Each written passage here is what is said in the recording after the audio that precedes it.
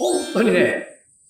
珍しい。新品同様に生まれ変わります。はい、皆さんこんにちは。竹虎4代目です。さてですね、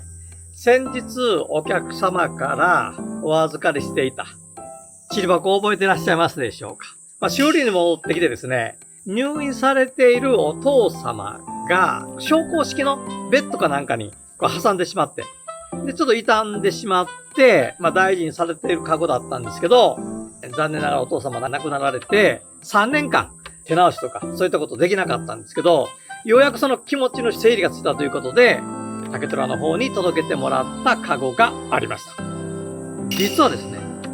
それと全く同じ形、その竹カゴは当時のままで、竹虎の実家の納屋から見つかりました。こちらです。でですね、その時もね、お話ししたと思います。そこの部分、ちょっと青みがかったひごが残ってると思います。で、それが、これって下になってるんでね、この部分は色変わらずにいるんですよ。ところが日差しに当たるところ、もうすっかり飴色に変わってくるでしょ。これが竹の経年変化で、それがね、竹細工の魅力の一つでもあるんですが、お客様の持ち込まれたカゴと同様に、こちらも色がすっかりね、いい色合いになってました。作りも全く同じですよ。ここだけ細く編んでて、だんだん太いひごで、ござ目編みしてきて、ここがねじり編みになっていて、ちょっと特徴的なね、遠巻きをされてます。ちょっと菊の模様みたいに見えるでしょ？菊属編みとかって言われたりするんですけど、当時たくさんおそらく製造されていたカゴの一つだと思います。で、それがですね、こちら、じゃじゃん見てください。前の動画でも確か説明しましたけど、この口の部分がね、プチッと折れてました。でそれをね、今回、竹虎の方で自分のカゴなんですけど、綺麗に修理しました。で、色は違うでしょ？こことここと。新しいひごで巻き直しましたんでね。随分色が違うんですけど、この今白っぽく見えてるこの塔が、また時間の経過とともに、こういったね、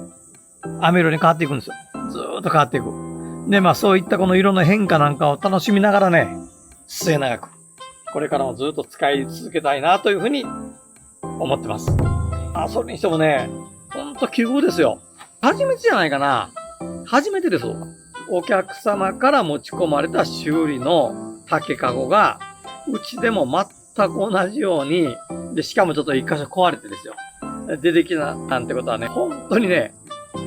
珍しい。なんせやっぱり40年、50年前のカゴですから、こうやって綺麗に残ってること自体珍しいし、それをね、修理されたいってお客さんがわざわざ竹虎選んで送ってくださる。で、それが竹虎の実家の納屋からも見つかるってかなりね、珍しいレアなケースじゃないかなと思いますので、で、今回綺麗に、手直ししたんですけどね。竹かごっていうのはね、修理とか、それから手直し、いくらでもできます。例えばこんなひごが折れてたとしても、ついでね、色は変わってしまったりするんですが、この間のお客さんのやつもここ折れてしまって、なくなってたんで、このねじり編みの部分は虎竹でやりましたから。でも全然おかしくなかったですよ。ここが白竹で、もう飴色変わってるんだけど、でもここを虎竹でずーっと直していった。全然かっこよかったんですよね。出来上がった感じ。お手元にこういった壊れたカゴでもっともっと大事にして長く使いたいというものがあればね、ぜひぜひ竹虎で、お力になれるカゴに関してはですね、できる限り、自分たちで手直ししてお届けしたいと思ってますので、そういったご用命があればまたね、お願いしたいなと思ってます。これもね、折れてたままじゃやっぱ使えなくて、しまわれて、で、わからなくなってしまう。でもやっぱりこれね、ここをちょっと手直しするだけで、新品同様に生まれ変わりますんで、また新たな命を吹き込まれたような感じで、人の役に立つことができるということですね。ぜひね、末永く大事に使っていきたいなというふうに思ってます。ノーバンク70。最後まで動画をご覧いただいてありがとうございます。グッドボタン、チャンネル登録よろしくお願いいたします。